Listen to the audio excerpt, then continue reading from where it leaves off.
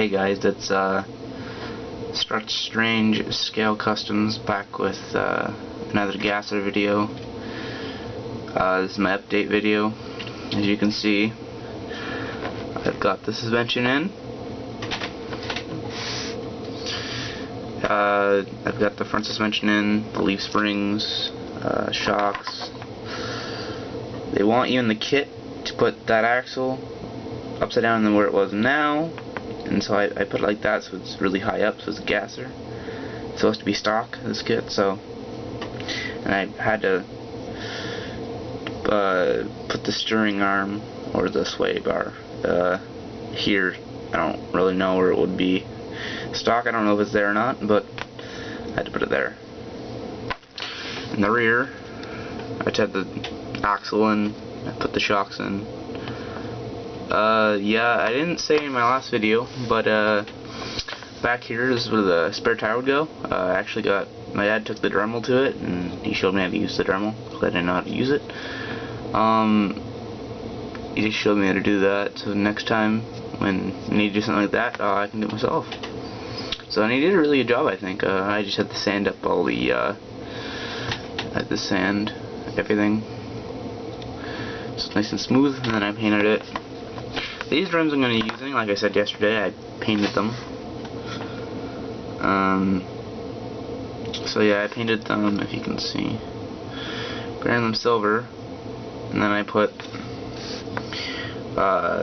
some, to me, a smoke, like I've been talking about a lot, on it. And I put the back wheels on.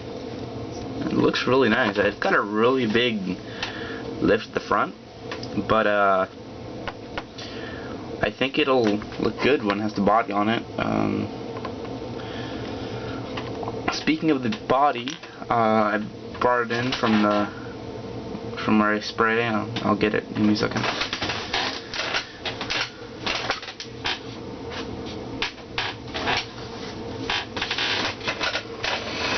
All the stuff I sprayed primer. Just move this back a little bit.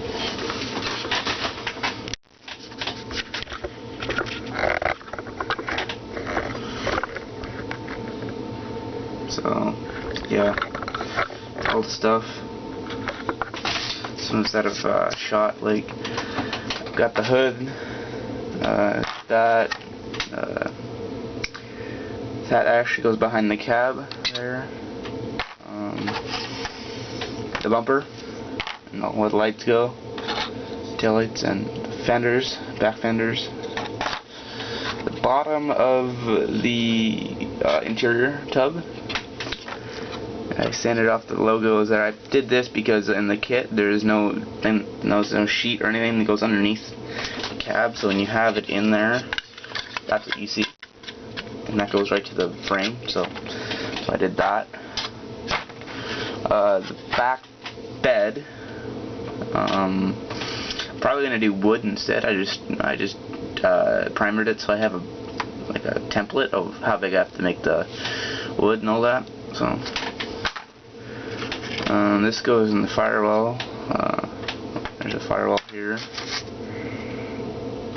I got some more bed pieces in this, the visor, and that goes behind there. And just kind of got all the stuff that really needs to go with the body that needs to be rusted and look old. I got it all sprayed in primer. It's actually I forget the brand, but probably next video I'll show it. This I've been testing actually. Let me get something else. I did another test.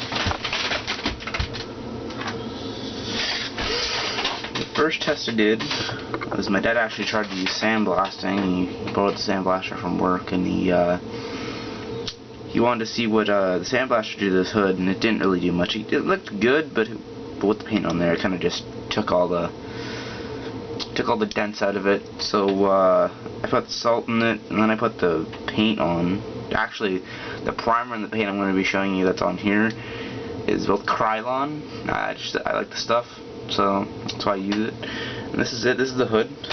Again, it's kind of bright, but yeah, you can see that It's all weathered. It's actually really chalky for some reason. I don't know why. I don't know why the paint would do that, but I think I maybe just put it on too thick or something happened with the salt, and I don't know.